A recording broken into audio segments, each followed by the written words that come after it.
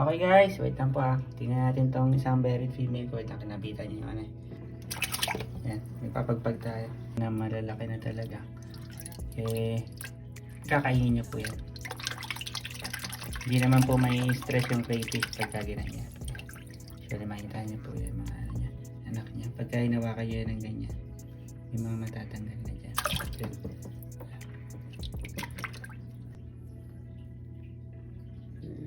May mga baby niya, dami. Okay, successful po sila.